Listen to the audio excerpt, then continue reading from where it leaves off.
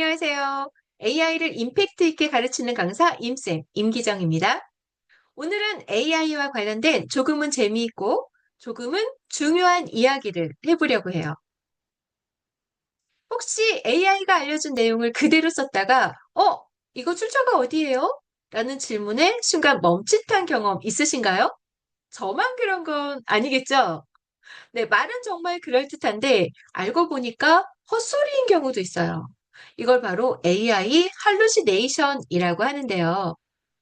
오늘은 AI의 할루시네이션을 효과적으로 극복하기 위해서 노트북 LM을 활용하는 방법에 대해서 함께 이야기해 보려고 합니다.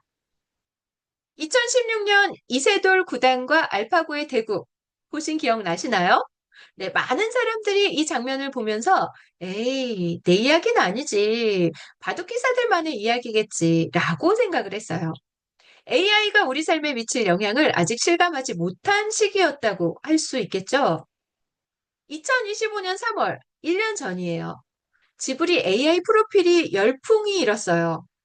너도 나도 SNS 프로필을 지브리풍으로 다 바꿨죠. 우리 할머니도 AI 앱 설치했어요. 라는 말이 자연스러워질 만큼 AI가 일상 도구가 되었습니다. 한꺼번에 AI를 활용하다 보니까 기업 서버가 녹아내릴 정도로 GPU가 과부하가 일어났죠. 이러한 현상을 통해서 AI가 대중화에 성공할 수 있었습니다. AI를 한 번도 사용해보지 않았어요. 라는 사람이 드물 정도로 AI가 특별한 기술이 아니라 일상 도구로 자리 잡게 되었죠. 지브리를 통해서 AI가 대중화됐지만 동시에 많은 사람들이 사용하다 보니까 여러 가지 문제점이 불거져 나왔어요. 그 중에 하나가 바로 윤리 이슈인데요. 지브리 스타일을 무단으로 모방하다 보니까 저작권 문제가 발생하게 됐고요. 친구 사진을 동의 없이 업로드하면서 인격권 침해가 발생하고요. 개인정보 처리 방침을 제대로 읽지 않고 체크박스에 무조건 체크, 체크, 체크 하면서 데이터 활용 문제도 발생하게 됐습니다. 네, 이런 윤리적 질문이 제기되고 있는 것도 문제지만 더 위험한 점은요. 다른 사람들이 다 이렇게 하니까, 이렇게 해도 되는구나, 라고 무의식적으로 학습이 되는 거예요. 이게 훨씬 더 위험하다라고 볼 수가 있는데요. 이러한 윤리적 이슈 또한 중요하지만 또 하나의 문제점이 있습니다. 바로 할루시네이션. AI 할루시네이션? 조금 어려운 말인 듯하죠? 쉽게 풀면 AI가 그럴듯하게 거짓말을 잘한다라는 뜻이에요. AI가 그럴듯하지만 거짓인 정보를 생성하는 현상. 이게 바로 할루시네이션인데요. 사실이 아닌 정보를 AI가 생성을 하는데 왜 이런 현상이 일어나는 걸까요? AI는요, 작업을 할 때 대규모 데이터를 학습해요. 빅데이터를 학습하는 과정에서 이건 진실이야.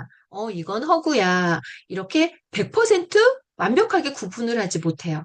그러다 보니까 거짓 정보가 많아지면 가져오는 정보들이 거짓 정보가 많이 섞이겠죠. 그래서 만들어낸 결과물을 우리는 아무 생각 없이 무비판적으로 가져다 쓰다 보면 거짓된 정보들이 판치는 세상이 만들어지게 되는 거예요. 사용하는 사람들이 AI 응답을 비판적으로 보지 않고 무조건적으로 신뢰하면서 발생하는 문제. 이게 바로 할루시네이션의 위험성이라고 할 수 있는데요. 이러한 위험성을 대표적으로 사람들에게 널리 알린 사건이 있어요. 대형 신문사 기자가요, 세종대왕의 맥북 프로 사건이라는 기사를 썼어요. 세종대왕이 집현전에서 학자들과 훈민정음을 개발하다가, 연구하다가 화가 나서 맥북 프로를 던졌다. 라는 이야기를 AI가 거짓인데, 실제로 존재하지 않는 역사적 사건을 자신감 있게 그럴듯하게 스토리를 만들었다는 거죠. 자, 이러한 기사를 보고서요. AI가 거짓말을 이렇게 그럴듯하게 만들어내는구나, 라는 경각심을 불러일으키게 됐습니다. 그런데 문제는요, 이런 비슷한 일들이 보고서나 강의 자료나 정책 문서에서도 실제로 벌어지고 있다는 거예요. AI는요, 거짓말을 하면서도 이건 틀렸어 라는 신호를 보내지 않기 때문에 사용자가 확인하고 검증하고 사용하지 않는다면 이러한 거짓 정보가 사실처럼 유통될 수밖에 없는 구조라는 거죠. AI는요, 입력된 데이터의 품질에 절대적으로 의존합니다. 그래서 이러한 원칙을 GI-GO 원칙, 기고 원칙이라고 해요. 가비지 인, 가비지 아웃이라는 말인데요. 쓰레기를 넣으면 쓰레기가 나온다라고 하죠. 우리나라 속담에 이런 말이 있어요. 콩 심은 데 콩 나고 팥 심은 데 팥 난다. 같은 맥락에서 나온 말이라고 할 수 있는데요. 챗GPT를 포함한 일반 LLM은요, 인터넷에서 학습했지만 정보의 출처가 명확하지 않아요. 검증하기도 어려워요. 챗GPT에게 이러한 결과값이 어떻게 나왔는지, 어떻게 작업했는지 그 프로세스를 설명해줘 라고 물어보면요. 저도 설명할 수 없습니다. 이런 답변이 나와요. 어떤 전문가도요, 챗GPT가 어떤 프로세스로 작업하는지를 명확하게 설명할 수 없다고 합니다. 이게 바로 현실이에요. 그래서 AI 모델의 한계점으로 지적되는 부분이기도 하고요.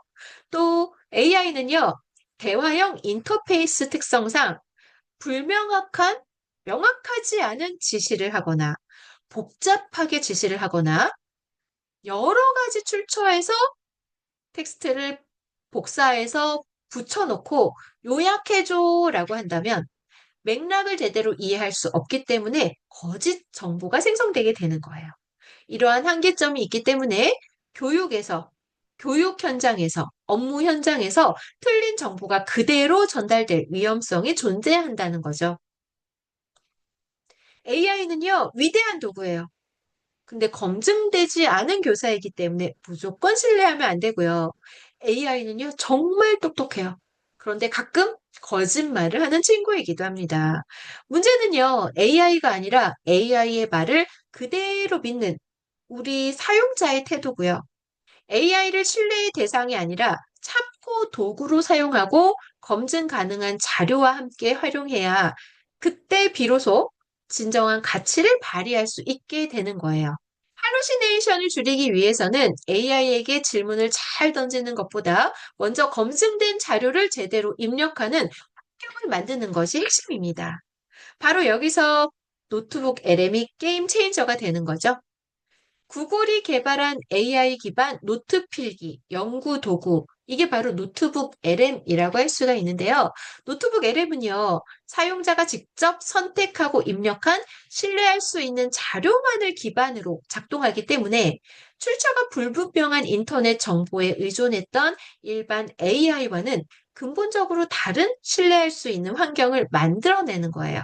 이게 바로 할루시네이션을 원천적으로 극복할 수 있는 핵심 메커니즘이라고 할 수 있는데요. 노트북 LM 활용의 출발점은 질문이 아니라 자료 수집으로 AI는 입력된 자료의 수준만큼만 답할 수 있기 때문에 신뢰할 수 있는 자료를 얼마나 잘 모으느냐가 결과의 품질을 좌우하게 되는 거죠. 노트북 LM의 핵심 장점을 정리해보면 제공한 소스 기반으로만 작동할 수 있기 때문에 신뢰성을 보장할 수 있고요. 그러므로 학술 연구와 교육 자료 개발에 특화된 교육 최적화 AI라고 할 수 있고요. 다양한 형식의 문서를 가져와서 분석해줘라고 해도 통합 분석을 정말 잘해줍니다. 그래서 복잡한 정보에서 핵심 인사이트를 잘 추출해낼 수 있다는 게 노트북 LM의 핵심 장점이라고 할 수 있어요. 노트북 LM을 활용해서 작업하는 순서를 보면요. 먼저 신뢰할 수 있는 고급 자료들을 수집합니다. 이 자료들을 노트북 LM에 입력을 하고요. 그 자료에서 핵심 내용을 추출해서 정리한 다음에 다양한 콘텐츠로 제작한다. 이게 바로 노트북 LM의 활용이라고 볼 수가 있습니다. 예를 들어서 신입사원 예절교육 자료를 수집한다고 가정해 볼게요. 자, 그럼 우리는 지금까지는 구글이나 네이버 같은 검색 사이트에서 신입사원 예절 교육으로 검색해서 자료를 확보했습니다. 검색된 자료들을 하나하나 클릭하고 들어가서 자료들을 확인하고 내가 원하는 자료인지 확인해서 자료들을 확보를 했죠. 자, 이제 우리는 앞으로 좀 더 고급 검색을 통해서 신뢰할 수 있는 자료를 많이 확보를 해야만 더 질 높은 자료들을 만들 수 있겠죠. 그래서 고급 검색 기법을 알려드릴게요.